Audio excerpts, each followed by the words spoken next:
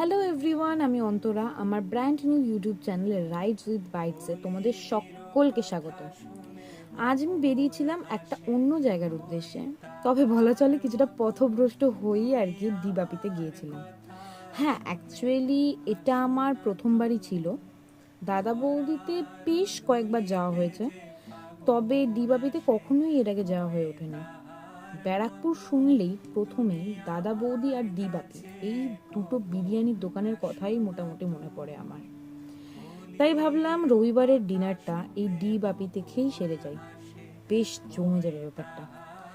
প্রথমেই বলে রাখি, এখানে কিন্তু আগে বিলিং করে দেন বসতে হবে, নয়তো তোমার খাবার তোমার টেবিলে অবধি এসে পৌঁছাবে না। নিচ তলাটি নন এসি আর ওপরের তলাটি এসি।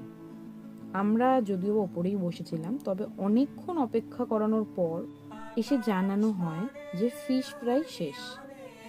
আগে যারা অর্ডার করেছিল তাদেরকে দেওয়ার পর যদি বাঁচে তবেই আমরা পাবো, আদারওয়াইজ টাকাটা রিফান্ড করে দেওয়া হবে। যদিও বা শেষে আমরা পেয়ে গেছিলাম। অগত্যা তাই মেনে নিই আর অপেক্ষা করি বিরিয়ানি আর চিকেন চাপের জন্য। অর্ডার করেছিলাম স্পেশাল মাটন বিরিয়ানি আর চেয়েছিলাম একটি রেওয়াজি পিস আর একটি সলিড পিস। এসে জানানো হয় রেওয়াজি পিস নেই। হোয়াট এভার ইট ইজ, মন তো অ্যাকচুয়ালি তখন খারাপ হয় যখন দেখি বিরিয়ানির চালটি দিয়ে একটি অদ্ভুত পোড়া গন্ধ বেরাচ্ছে। লাইক সিরিয়াসলি, 630 টাকা পে করে যদি খাওয়ার এরকম স্মেল বের হয়, একটু তো ডিসঅ্যাপয়েন্টমেন্ট হবেই।